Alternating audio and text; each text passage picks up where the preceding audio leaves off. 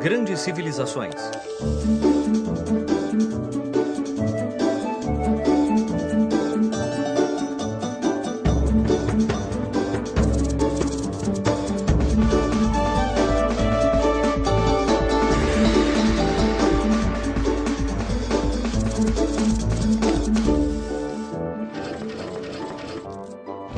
O Islã, primeira parte.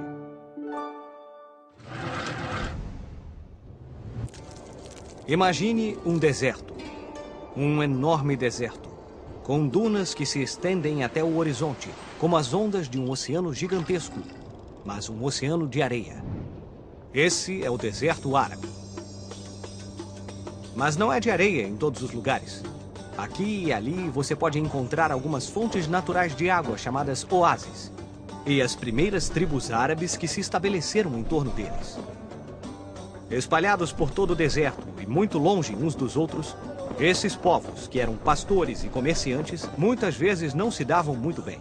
Não, discuta. Esse é o Nada meu disso, cabelo, esse é meu. meu cabelo. Não, é meu. Não, é o meu. Esse é meu. É o meu. Eles lutavam uns contra os outros o tempo todo, até que um dia uma força incrível e invisível chegou. Uma força que apareceu entre as areias do deserto como a água fresca de uma nascente. Essa força era a fé. Uma fé enorme, capaz de mover montanhas. Essa fé estava em uma nova religião chamada Islã. Ela uniu os povos da Arábia por um objetivo comum. E um novo império foi criado. Esse império se tornaria um dos mais ricos, mais complexos e refinados da história da civilização. O profeta Maomé. Por volta do ano 500, Meca era uma das muitas cidades espalhadas pelo deserto. Mas tinha uma característica única. Acreditava-se que toda a grande pedra negra de Meca havia caído do céu. E muitas pessoas de lugares diferentes fizeram peregrinações a Meca a fim de meditar e orar. No ano 570, Maomé nasceu em Meca. Era filho de um comerciante humilde. Como seu pai morreu quando ele era muito jovem, ele foi criado por um tio, trabalhando como comerciante e pastor. Maomé gostava de todas as pessoas que faziam peregrinações para sua cidade e conversava com elas durante horas. Embora ele não soubesse ler, gostava das histórias de Abraão e de Jesus e lembrava delas com facilidade. Uma noite, quando Maomé tinha 40 anos, estava meditando em uma caverna no Monte Hira e teve uma visão do arcanjo Gabriel. Maomé estava preocupado. Ele não sabia se o que tinha visto era real ou apenas um sonho.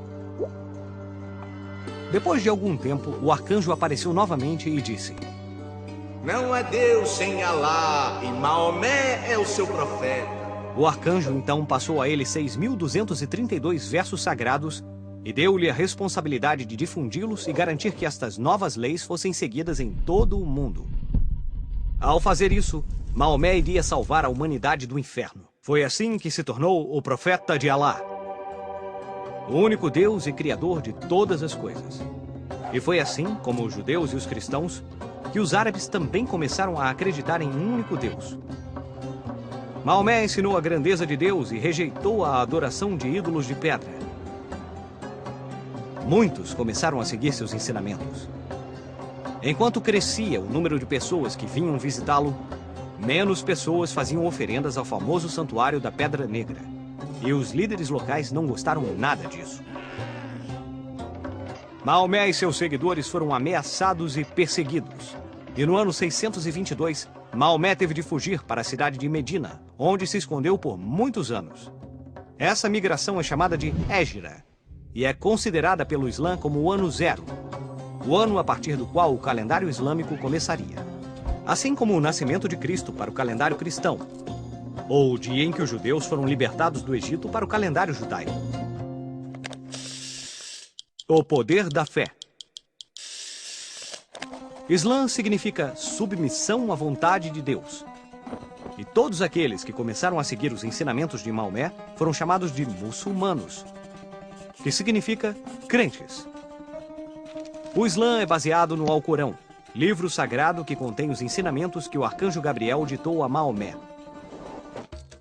O comando principal que Maomé deu aos seus seguidores foi de espalhar a fé por todos os cantos da terra. Os muçulmanos também acreditavam na vida após a morte, um paraíso para onde os verdadeiros seguidores da fé iriam depois que morressem. Lá, encontrariam cachoeiras de leite e mel, e poderiam ter tudo o que conseguissem desejar. Mais leite, por favor. Cara, gostei! Esse lugar devia ser o máximo! A fé que pregava Maomé tornou-se tão forte como o ferro. Depois de viver durante 7 anos em Medina, o profeta conseguiu recrutar milhares de seguidores para formar um exército poderoso. No ano 630, Maomé atacou Meca, derrotou os velhos sacerdotes que o haviam expulsado e assumiu o controle da cidade. Depois da conquista de Meca, a cidade onde ficava a casa de Maomé tornou-se o centro sagrado para os seguidores do Islã, e ainda é assim até hoje.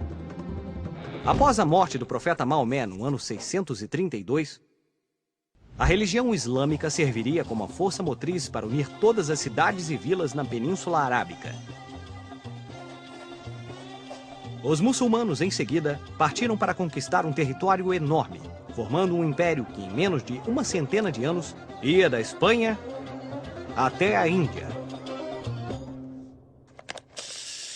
Bazares e mesquitas. A mesquita era o principal centro religioso da cidade. Eram grandes edifícios com torres muito altas. Não importa em que parte do mundo uma mesquita é construída, ela sempre está voltada para a cidade de Meca, para que os fiéis possam rezar nessa direção todos os dias de suas vidas. Uma das primeiras mesquitas foi a da cidade de Damasco, construída sobre as ruínas de um templo cristão. Essa mesquita serviu de modelo para todas as outras. As cidades na Península Arábica foram se organizando em torno da mesquita e do bazar. O bazar era um enorme mercado onde se poderia comprar qualquer coisa, desde frutas e temperos a tapetes muito bonitos. Será que você tem um que combine com meu casaco? O bazar era como uma pequena cidade dentro da cidade. Um local para comprar e vender, cheio de mercadorias surpreendentes, cores e cheiros. Mas não era apenas para comprar e vender. As pessoas se reuniam ali para discutir religião, política e, naturalmente, argumentar sobre os negócios. Todas as ruas da cidade começavam no bazar e iam até a periferia, fazendo com que o bazar fosse o coração de cada cidade.